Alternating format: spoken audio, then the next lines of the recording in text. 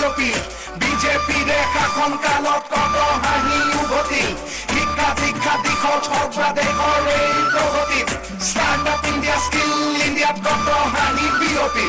তিনিকণকৈ দলং ইমানেৰে অসমৰ নাম উজলিল প্ৰাপ্যখনৰ পূজা কণ্ঠক শ্ৰদ্ধাৰে সুঁৱৰিল লেপেট কটা গেছ কেকাৰ অসমতো ৱেইজ আমাৰ ইয়াতো আজিকালি হয় ইণ্টাৰনেশ্যনেল গেছ বিজেপিৰে লক্ষ্য হ'বৰে স্বাস্থ্য সুৰক্ষা সবকা সাথ সবকা বিকাশ বিজেপি প্ৰতিজ্ঞা আকো এবাৰ মোদী চৰকাৰ আকো এবাৰ মোদী চৰকাৰ লুইতাৰু বৰাকৰ দুয়ো পাৰো জ্বলিল পাহাৰে ভৈয়ামে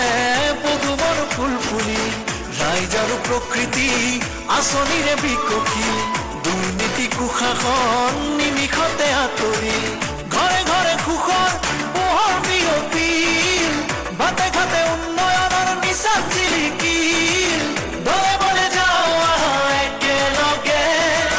পদুমৰ চিৰতাটো ভোট দিবলে আকো এবাৰ মোদী চৰকাৰ আকো এবাৰ মোদী চৰকাৰ আকো এবাৰ মোদী চৰকাৰ আকো এবাৰ মোদী চৰকাৰ কেঁচা পাতত টেক্স নাই আৰু ম্যাদী পট্টাৰ মাটি পায় ঘৰে ঘৰে আই মাতৃয়ে উজালাৰে গেছ পায় অসম আজি আগবাঢ়ি গ'ল উদ্যোগীকৰণ হ'ল তৈল ক্ষেত্ৰত বিনিয়োগ 40,000 কোটি হ'ল নুমলীগড় ৰিফাইনেৰী 3 গুণহে ডাঙৰ হ'ব খাৰুৱা তেল আৰু গেছ চুলতি অসমলৈ আহিব ৰাস্তা পকী হ'ল প্ৰধানমন্ত্ৰী আৱাস যোজনাত বহুতৰে ঘৰ হ'ল আকো এবাৰ মোদী চৰকাৰ আকো এবাৰ মোদী চৰকাৰ জনতাৰ সপোনৰ দেশ গঢ়িবলে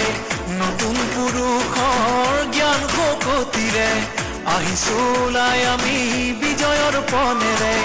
জননী জন্মভূমিৰ মান ৰাখিবলে মোদীজীৰ সপোন দিঠক কৰিমে বিজেপিক